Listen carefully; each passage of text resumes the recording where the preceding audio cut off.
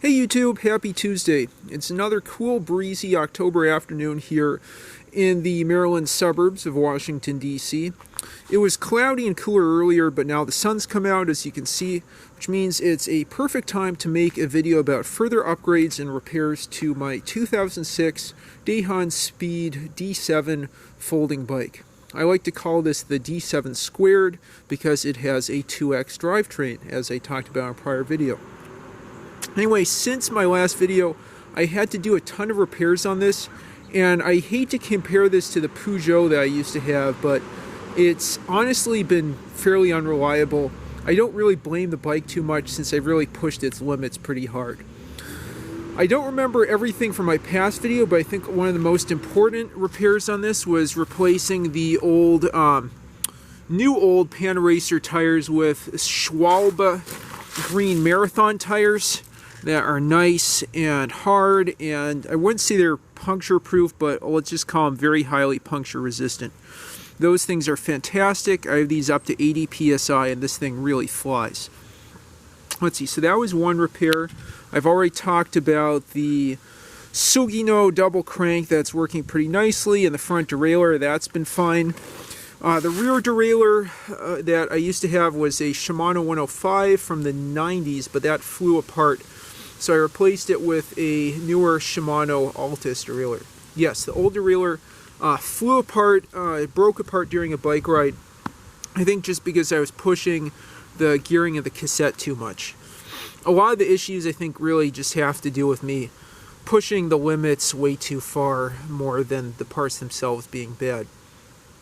I broke some rear derailleur hangers, that red adapter, and I ended up fixing that problem, both with the derailleur I mentioned that flew apart, and with this Shimano Altus, by making sure to press the derailleur hanger right up against the dropout. Before it was hanging down, which gave it opportunity to bend and eventually snap.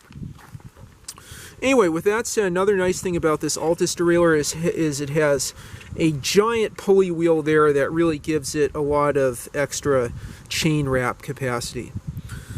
Let's see, I also replaced the old cassette. The old one was getting too worn down, and the chain was falling off of it. I replaced the chain as well.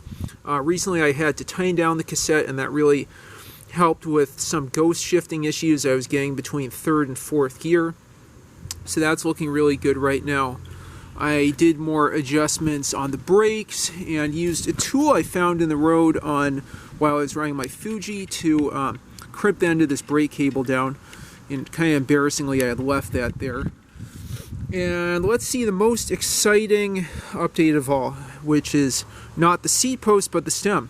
You might remember from my prior video that this had the default foldable stem, but eventually after folding that back and forth too many times, the folding mechanism failed. I think it was, what was it? There's some pin in there that stripped out eventually, some pin in the original folding mechanism. So I got this aftermarket Light Pro. Let's see if you can, yeah, you can see that logo. Light Pro stem. I was a little worried about just, quality control and so on. I mean, I know some stuff you get on AliExpress can have great quality control, others not so much. It depends on what type of part, but I've been impressed with this. I mean, I've maybe ridden this a few hundred miles, and I definitely haven't had to worry about the stem snapping or anything. It has a more robust folding mechanism, I'll show you in a second, and contrary to the original stem, it is telescoping and adjustable. This clamp, there's a second clamp here to further extend the stem up.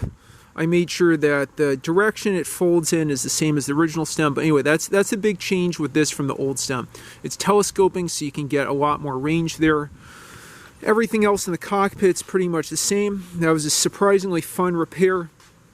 One thing that made it challenging, though, is I needed some headset spacers, which normally you would put between the stem and the headset, but on this stem, very tastily, goes on the inside of the folding stem. So let me loosen that up, fold it to the left. You can see the folding mechanism there, the hinge and quick release, and then the large nut that holds the stem and the headset in place. Originally, when I put this in, I had issues with a lot of headset wobble. Now I saw you can get some headset spacers, which hopefully you all can see right in there. I might have to, yeah, you can see in there. I think I got a 5mm headset spacer, and even compared with the original stem, I did not have those. I didn't even realize it that, well, maybe I did, but I was just too stupid and careless to realize that the headset was loose, which is really, really bad. Now, thanks to that spacer holding down the inside of this part of the stem, again, inside of that part of the stem against this, what would you call it, not a bushing, washer, and maybe that's a bushing or just like another washer. It's holding the headset together well. I do not notice the flex that was there with the old stem. So this was not just a good repair, it was a good upgrade, and it's keeping the headset nice and tight and smooth, which is what you want. So I'd say that's probably the biggest repair.